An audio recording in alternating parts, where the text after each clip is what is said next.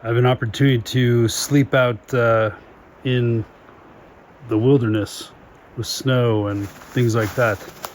And a headlamp makes for poor studio lighting, but here we are. It's interesting to tell people I was sleeping out here. I felt fear, and others said, "Ooh, I'm not going to tell you what wanders in these woods." I don't know what wanders in these woods. Probably just, maybe some moose, maybe a bear far, far away. And I've been crunching around too much for anyone to really care. Maybe. But I want to discuss and explore some of the curious nature of fear. There she is, folks. What I'm sleeping in tonight is going to be good. Fear is an interesting thing. As I thought about it logically, I don't know that I was worried too much about things like dying to a bear or something like that. It was just simply the nature of I'm going to be cold, and I think I might. I'm not sure. As I thought more about it and tried to think through some of the things that I was worried about, and thinking about, well, I have a cabin right over there. I'm here with a youth group. The likelihood of me dying is very, very low. So what is it about fear, or this thing that I fear? What is it? As I look out at the dark, and I see that clearly it's cold. Well, what do we fear here? Fear remaking something like the Blair Witch Project? I'm so afraid. Or whatever she says. I don't know. I suppose I might be scared of some of the sticks above me, but they seem sturdy enough, so I'll make it work. But I wanted to at least think about and kind of dialogue out in this perhaps last video of a winter of horror 2026, and think about what are the things that we fear, and perhaps some of the reasons why I love horror is that I want to be brave. I've been scared of a lot of things in my life. I've been scared of how people would think about me. I've been scared about I've been scared of how I think about other people, right? Shaming myself for thoughts or behavior patterns and saying, that's not what I should do. What is this but some degree of fear? Fear of what happens if I let go? What happens if I allow myself to want things, or to say I dislike things or don't want things? And that's scary.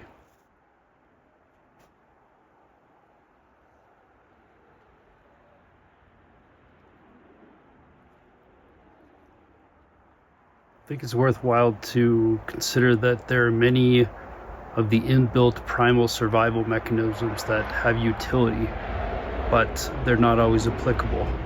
And one of the reasons why I like horror stories is I get to kind of gain some degree of experience with these things, and experience terror and fright and what would send the mind reeling, and be safe in my snuggly pajamas. Not tonight, but proverbially, and sometimes literally, as I read through stories. And to remember that how many of these survival mechanisms are because at some point our ancestors lived in a bit more primitive situations like this, and had to figure out if whatever creaked in the night was going to get you, eat you, or take your resources. And I'm very grateful that we've evolved past that. And it's not lost to me that I'm sleeping in a synthetic material with probably water treated down, goose down, and things like that. It's not exactly primitive out here, but like horror stories, I enjoy doing this every once in a while to get close to the edge of something primal, something kind of terrifying, just to remind myself that I can stand there, I can exist there, and I can even survive and maybe, we'll see tomorrow morning, but thrive in the dark and cold and dreary places.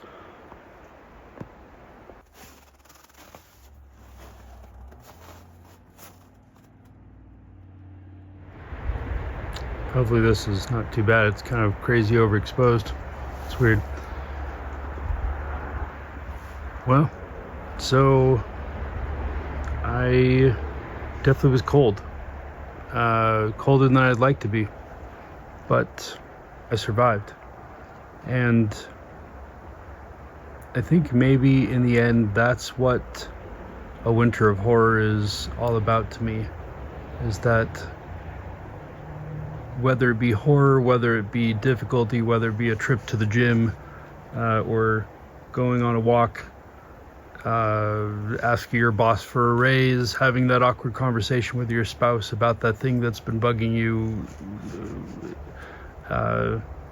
telling your parents that you're tired of that thing that they keep asking you to do. I don't know. Invent your own scenario, but discomfort won't kill you.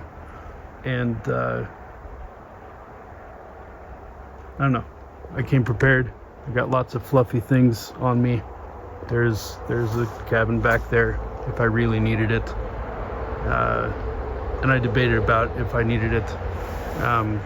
But I made it. I had tools. I had some little hand warmers that I'd shoved in a second pair of socks. So here's where I stayed last night, right? Between these trees. And pretty washed out in the sunlight, but just kind of interesting to look at this now in the daytime and think like, was I scared of that? It's okay. It's okay, right?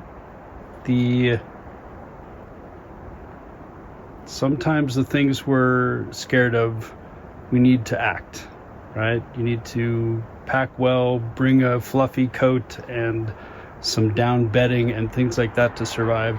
And other times, even with all that stuff, you may still feel a bit scared and you just need to let some time pass. And I think that's a pretty interesting lesson. So keep that in mind when, keep that in mind that a winter of horror is a celebration of horror stories and scary things, but it's really a celebration of the human spirit and being able to conquer things that you may think are too weird and wild and difficult to conquer. And I think you can do it. So we'll have this conclude our Winter of Horror 2026. Thank you for joining me. Catch us next time. And until then, stay frosty and stay just a little scared of something.